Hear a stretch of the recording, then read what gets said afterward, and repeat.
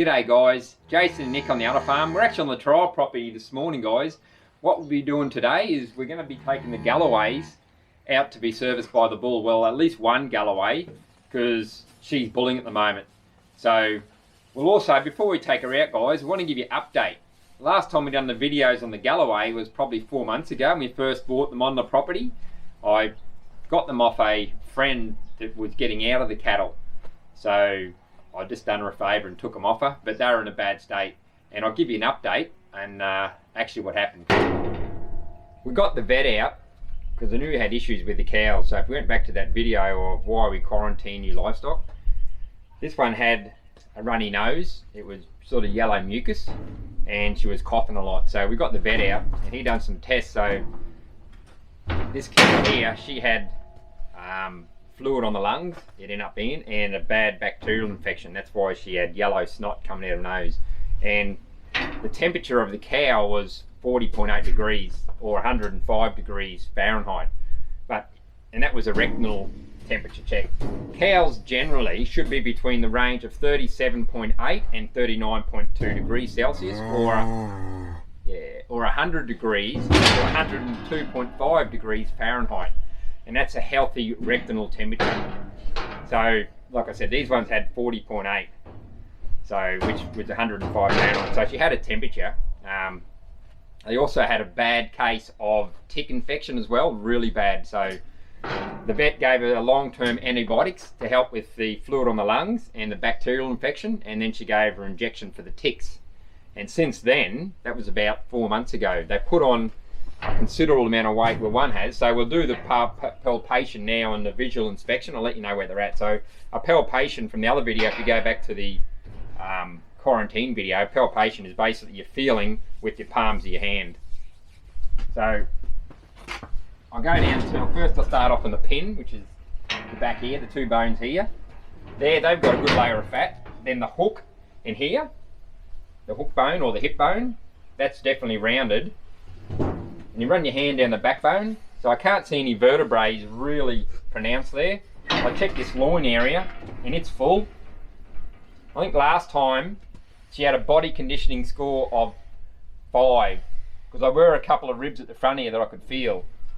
But having a look now, she doesn't want me to touch her, but having a look now, I can't feel any ribs now.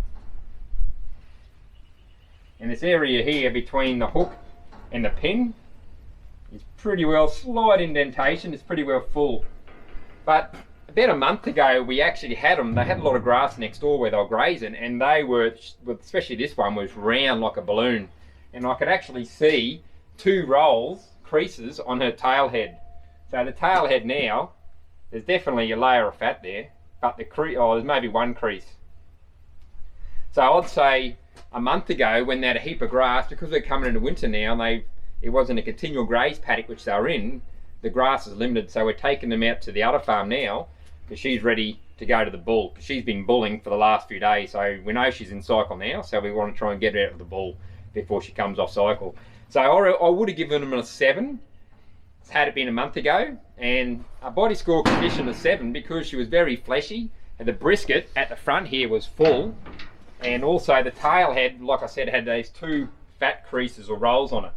So, but she's lost a little bit now because of the lack of grass. Now they've been continual grazing, it's chewed right down. So I'd probably be giving her a 6. So with the body score of 6, it's a good smooth appearance over the whole body, and there's some fat deposits on her brisket, which she's not going to let me touch now. So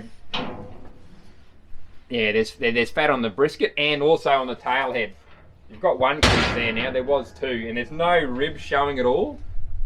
So there's definitely no ribs there. She's full here, and the back looks rounded, so it's nice round back. You have got the hips out here. They were a bit more fuller in this area here between the short ribs and the hook bone a month ago, but it's not too bad now, so I'd probably given her a 6. Optimally, you want to keep them, like I said, between the 5 and 6 all year round.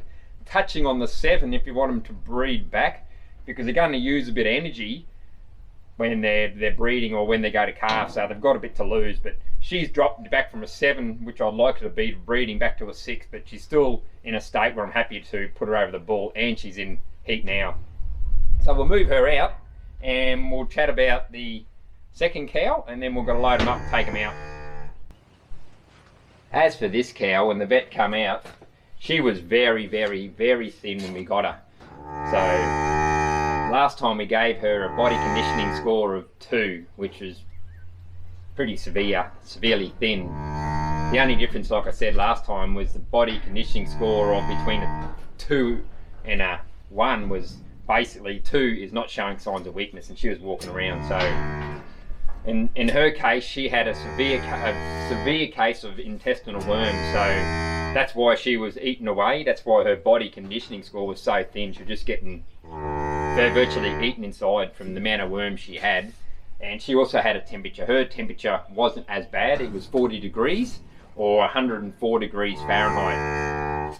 So the vet treated her for worms because he thought that's what it was. So he gave her an injection for worms, and then he also took stool patties, because she actually dropped one right in front of him in the cement. So he was able to take that, and he took it back to the lab, and he put it in a sample, or what are they called, like a tray, a petri dish is actually what they're called. He put it in there, and he got the worms and that, and then he put the injection, the poison he used on the cow, in there, and he rang me up and it said that it killed all the worms, so he didn't have to come back for a retreatment, and he was happy. So so that house, oh yeah, and she also had, they both had bad cases of ticks, so she also got an injection for the ticks. So we'll do the palpation now, and then we'll load them on the trailer and take them out to the bull. So we'll start off here. Like I said, last time she was a 2, so start off with the hip. You can still feel the hip, but nowhere near. She's muscly there. That has filled out a lot. That was really hollow last time. Still see her hip bones or hook bones, but nowhere near like they were before. You couldn't even feel the loin before. There's muscle there now. If I check those short ribs, yeah, last time you could really, they were sharp. I can run my hand over now, palpate those short ribs, and there's definitely got fat cover now. Backbone's still a little bit raised. I can feel the backbone here. It's definitely not rounded like the other cow.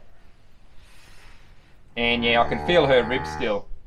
The other cow was definitely a layer of fat. She's got ribs there I can feel, and front ribs. And yeah, brisket hasn't changed much. There might be a little bit there. Check the tail head. I know she definitely hasn't got any fat on that tail head at all. So if I had to give her a body conditioning score now, it would be borderline. So when I say borderline, it falls between the thin and the optimal. So I would give her a body conditioning score of 4 from 2. She stepped up 2 to 4, from 2 to 4. So what a 4 is basically they're thin. We know she's thin. You can see the bones just visibly when she walks, but the ribs are easily seen. It's harder on the Galloways because they're furry, but I can easily see those ribs. But the shoulders and the hind quarters are still showing fairly good muscle, and I can definitely feel good muscle there. Last time it was really thin in the areas. So she's definitely showing signs of muscle, but the main thing is this backbone. Watch my hand go up and down, it's pronounced, so it's visible. So I'm going to give her a 4 this time, guys. And for those who are interested, a calf temperature is a little bit higher than a cow's temperature. So with the calf temperatures, they should range between a healthy calf between 38.6 and 39.4 degrees Fahrenheit, or 101.5 to 103.4 degrees Fahrenheit. So that's probably it. We'll get them loaded.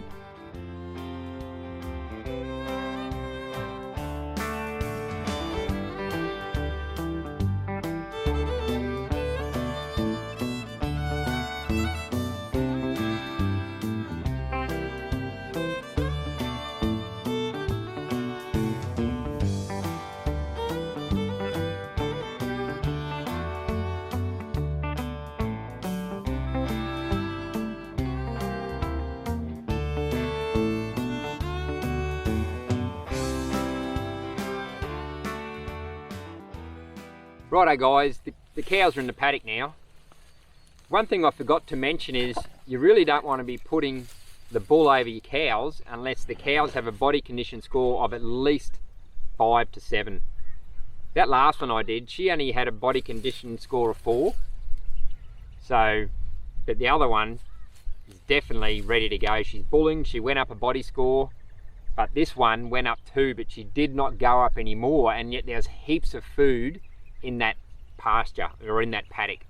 When we first picked them up, they said they were the same age, but we're starting to think that it was more or less, could have been mum and daughter, or if not, at least 4 or 5 years older, because she just looks older, the way she carries herself. So I don't think she'll ever come to cycle.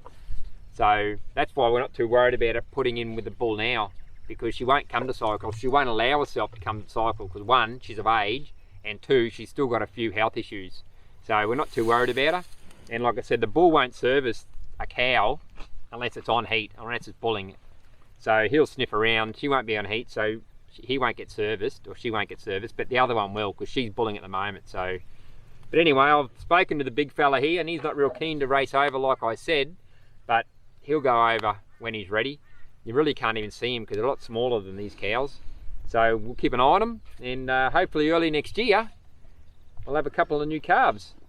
But righto guys, on that note, we're going to head off. So have a good morning, have a great lunch, and a terrific evening guys, wherever you're watching this from, and we'll catch you later.